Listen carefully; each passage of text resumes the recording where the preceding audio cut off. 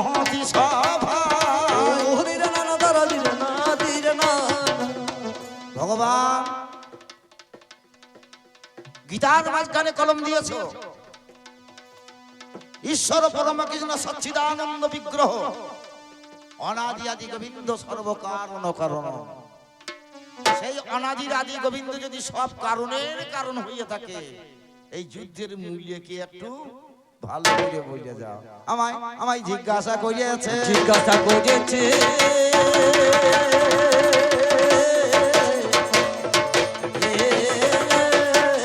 আমার কাছে আজি আসলে জিজ্ঞাসা করে।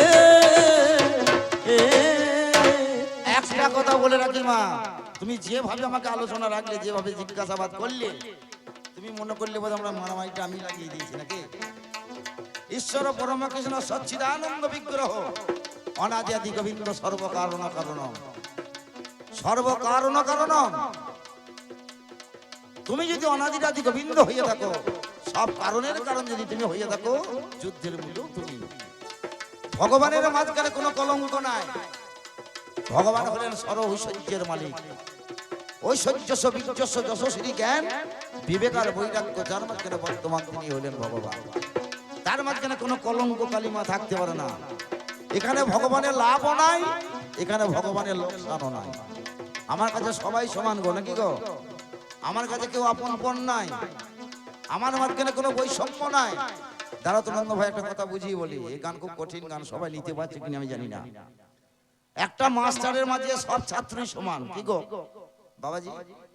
সব ছাত্রই সমান, তবে যার যেমন কর্ম তার তেমন ফল। যে ছেলে যেমন কর্ম করবে তার তেমন নাম্বার উঠবে। কেউ যদি তেঁতুল তলায় বসে বসে বিড়ি টিনে বাড়ি যায়, তার নাম্বার উঠবে? কেন উঠবে না? ওই যে কর্ম মন্দ। এইবার পরীক্ষা হলে যখন নাম্বার দেবে মাস্টাররা, যে ভালো কর্ম করেছে সে তো ফার্স্ট হবে। যার যেমন নাম্বার তার তেমন, যার যেমন কর্ম তার তেমন নাম্বার। তার মা যদি ছেলের মানে কর্মটা যদি না দেখে মাস্টারের বিচার করতে যাই, অন্যায় হবে। মা যদি বলো এক চেক মাস্টার অমুক জনের ছেলেটাকে ফার্স্ট করিয়ে দিল, অমুক জনটাকে সেকেন্ড করাইলো, অমুকের ছেলেটাকে থার্ড করাইলো, আর আমার ছেলেটাকে দেখতে পারো না ফেল করিয়ে দিল, মাস্টার অন্যায় করেছে? মা তুমি তো খোঁজ রাখলে না, ছেলে আমার কোন গানে পড়ে থাকে। যার যেমন কর্ম তার তেমন ফল। মাস্টারের কাছে সবাই সমান। সূর্য সবাইকে কিরণ দেওয়ার জন্য ছড়িয়ে রেখে দিয়েছে। যে নিতে চাইবে সে পাবে, আর কেউ যদি তিল ফল টাঙিয়ে রেখে দেয়, বাবা আর কিরণ পড়বে না, আর কিরণ পড়বে না।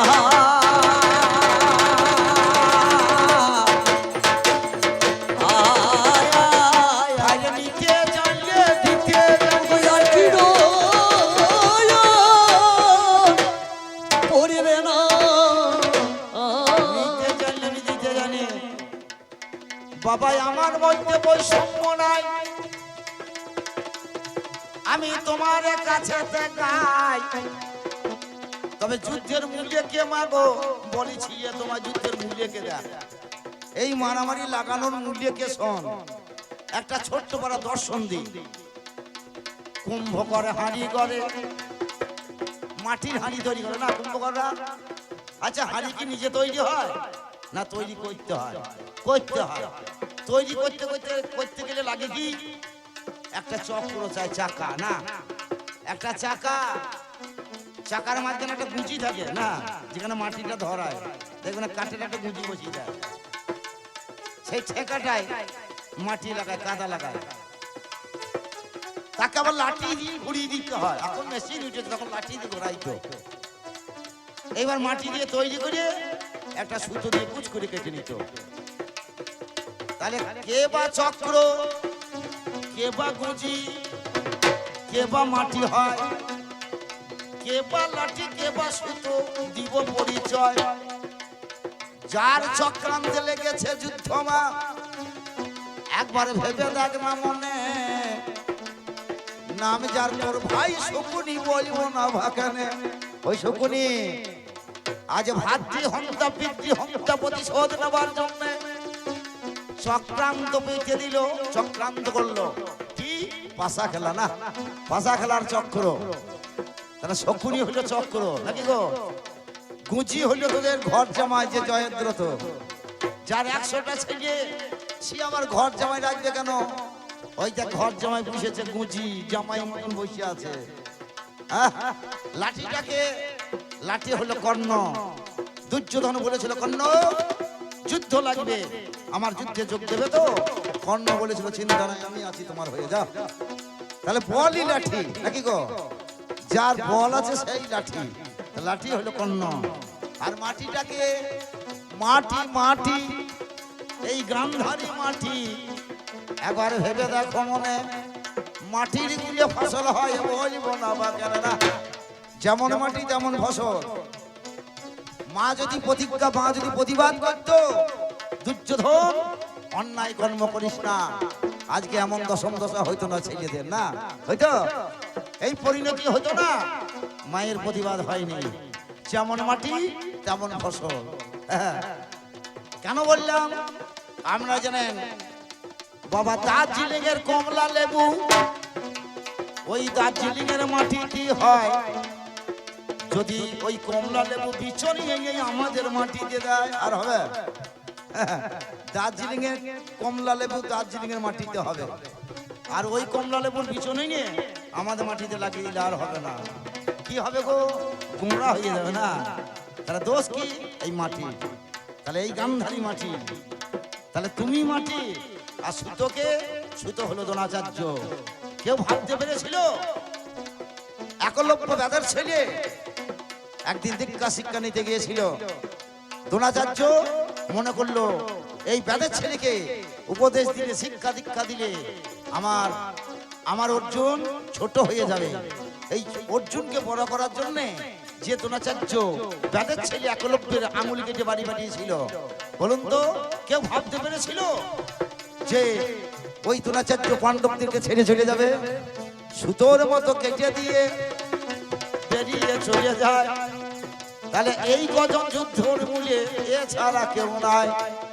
ভগবানের কাছে সবাই সমান, ওরে করি আলোচনা, যার যেমন কর্ম তার তেমন ফল, তুমি কি জানো না? একটা সাপ, বুঝলেন, একটা সাপ ভগবানকে যেটা, ঠাকুর আমি আজ 3 দিন খেতে পাইনি, কিছু খাবার দাও ঠাকুর। ভগবানকে ডাকছে। ভগবান হলেন নামের কাঙাল, ভগবান হলেন নামের কাঙাল। ভগবান ভক্ত ডেকেছে, একটা সাপের কাছে গিয়ে বলছে, সাপ খাবি? একটু আগিয়ে যা। সাপ আগিয়ে চললো, সামনে একটা ব্যাঙ, ব্যাঙকে দেখে সাপ চাপ ধরে ফেলেছে। ব্যাঙ বিপদে পড়েছে, ব্যাঙ বিপদে পড়ে ডাকছে, ওরে কোথায় আছো বিপদ ভঞ্জন, দেখা দাও না গো।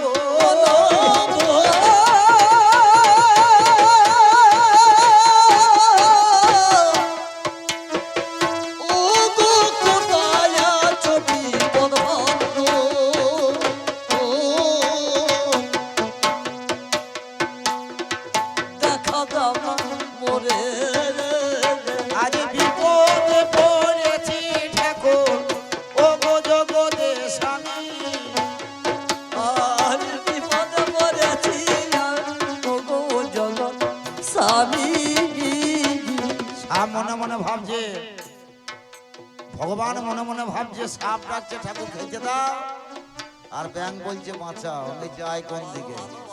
ছদ্মবেশে ভগবান দুই ভক্তের কাছে গেল, সাপকে বলে, ওরে সাপ এ কথা শুনে চল, সাপ খাবি তো ছাড়বি না। আর ব্যাঙকে বলছে, ব্যাঙ বাঁচবি তো নড়বি না। দুইজনের কানে দুটো মন্ত্র দিয়ে পাশে দাঁড়িয়ে আছে। সাপ মনে মনে ভাবছে, ভগবানকে ডাকার মাত্রই আমাকে খাবার দিল, আমি মনে হয় ভগবানের ভাই না ভাই। মুখটা নড়াচড়া করেছে, আর চুপ করে ব্যাঙ বসেছিল। বাবা তুলো করে ব্যাঙে আমার লাভ মেরে দেয়, ওরে সামনে ছিল জলাশয়ে, জলে পড়ে যায়। সাপে বলে, ঠাকুরি গো কেন দিয়ে কে নিলে, বলো দেখি আমার কাছে সামনে ছিল অনেক, ভগবান আর না থাকতে পেরে ওই ভক্তের কাছে গিয়েছে। সাপ তোকে বলেছিলাম খাবি তো ছাড়বি না, ব্যাংকে বলেছিলাম ব্যাংক বাঁচবি তো নড়বি না, আমার কথা শুনে ব্যাংক চুপ করে বসেছিল, এত বেঁচে গেল। আর তুই অহংকার মত্ত হলি, এত খাবার হারাইলে। ওরে যেমন কর্ম তেমন ফল রে, যেমন কর্ম তেমন ফল রে। ওরে এর মাঝে আমার দোষ নাই, ওরে যেমন কর্ম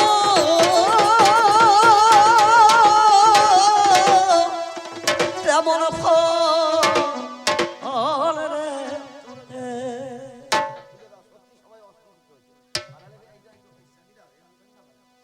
মারো যত মারতে পারো, ক্ষমতাই মারো। হ্যালো, যাক যাক মা, তোমার যা বলা ছিল বললাম। তবে একটা কথা কি জানো, আমার লাভও নাই লোকসানও নাই, সবাই সমান তো, আমার লাভ লোকসান নাই। একজনা বেলডাঙ্গা হাটে ঘোড়া চুরি করে বুঝলেন পাচুন্দি হাটে বিক্রি করতে এসেছে। তা এক খদ্দের ঘোড়াটাকে দেখে বলছে, ভাই ঘোড়া বিক্রি? বলছে হ্যাঁ। কত দাম? বলছে মোটামুটি 10,000 টাকা হলে বলে দেবো। তখনকার দিনে বাজার। বলছে না ভাই তোমার 10,000 টাকা হবে না, কিছু কম না। বলছে হবে না। ঘোড়া নিয়ে বসে আছে, আর এক বাইট করে গিয়ে হাজির হয়ে গেছে। তা ভালো যে খোঁজ সে নিল না, এক বাইট করে গিয়েছে।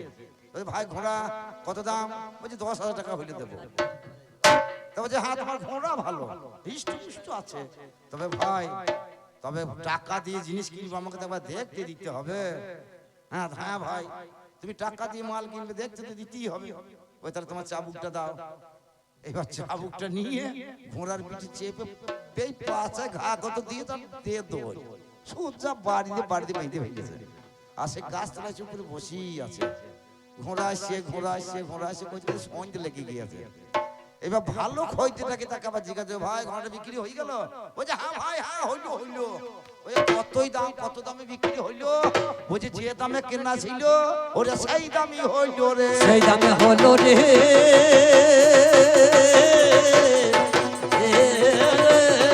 আমার লাভ লোকসান সমান ওরে সে দামে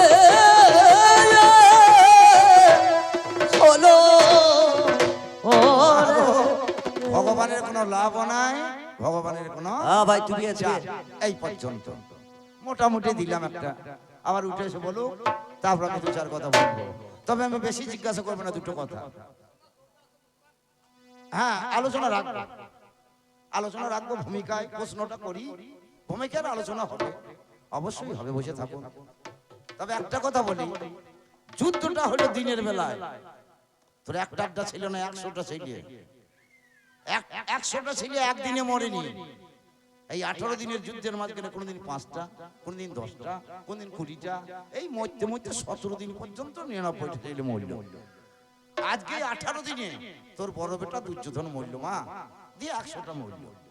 তাহলে এতদিন যে ছেলেগুলো মরিয়েছে তাদের জন্য তো খোঁজ নিতে আসিনি কি গো? তাহলে বাকি 99টা ছেলে কি তো ছেলে নয়?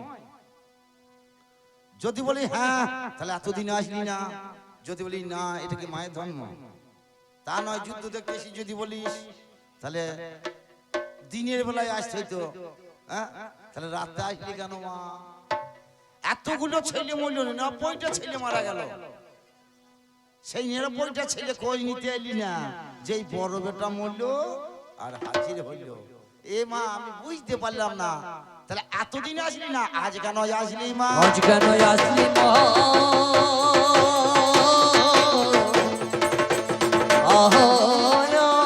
মাগো আমার কাছে খুলে দে না, আজ কেন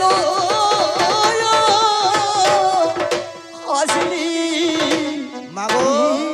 মাগো তোমার বাবার রাজ্য ছিল, তোমার বাবার রাজ্য ছিল, নাম হলো সুবল রাজা। তাহলে রাজা মানে রাজ্য ছিল। তোমারও 100টা ভাই ছিল, তোমার যেমন 100টা ছেলে, তোমার ভাইও 100টা। তোমার বাবার 100টা ছেলে, তোমার 100টা ছেলে, বাপ বেটিতে সমান সমান। একটা ভাই খালি বেঁচে ছিল, নাম যার শকুনি, ভালো নাম হলো মণিকাঞ্চন।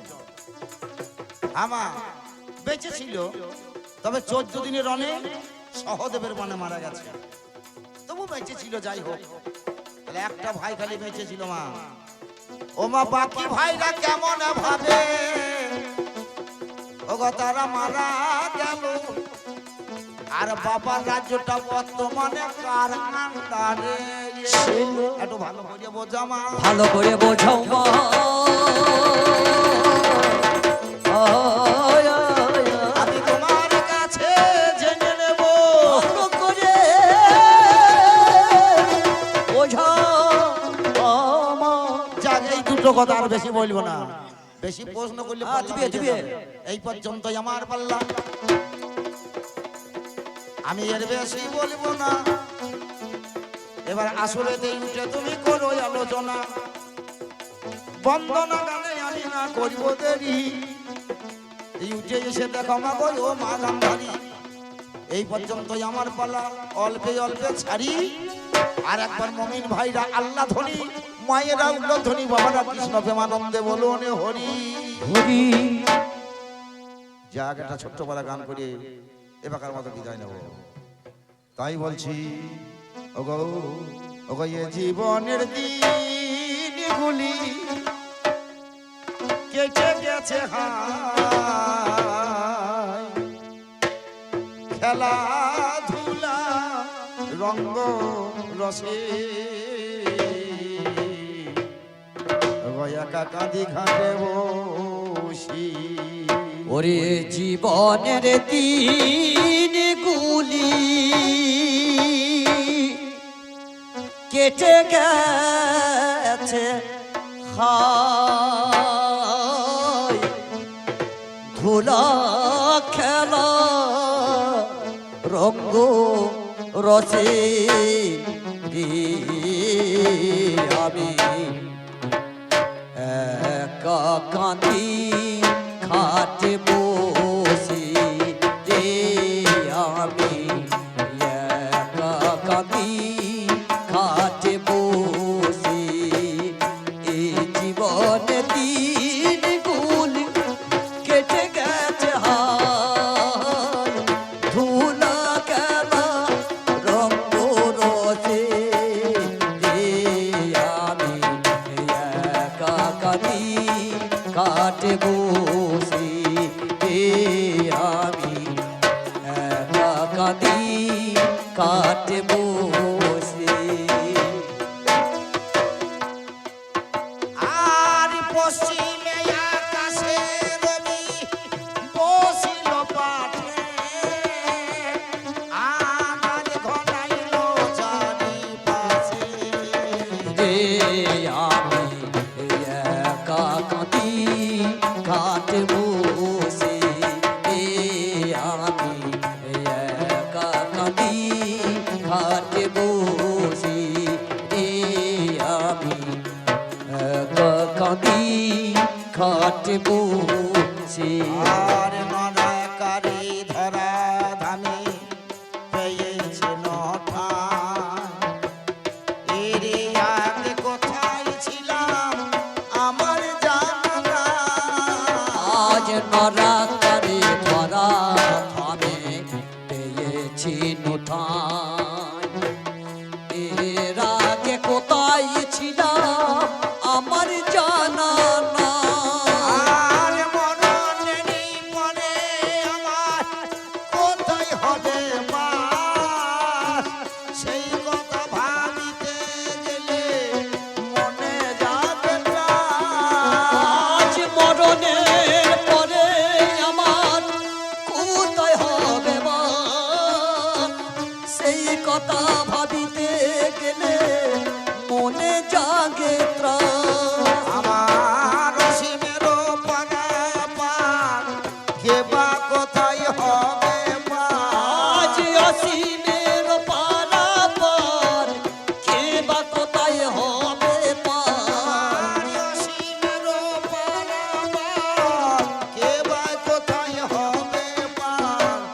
কালের খেওয়ালে গেলাম ভেসে, রে আমি একা কাঁদি খাটে বসি রে আমি, একা কাঁদি খাটে বসি রে আমি, একা কাঁদি খাটে বসি। আর দাস হয়ে এসেছেন সাজিয়া প্রভু, চলে যেতে হবে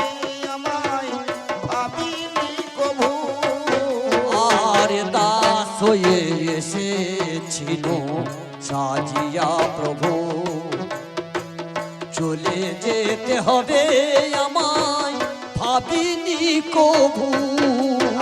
আরে আলে আরে আলো দিয়ে ঘেরে দুনিয়া,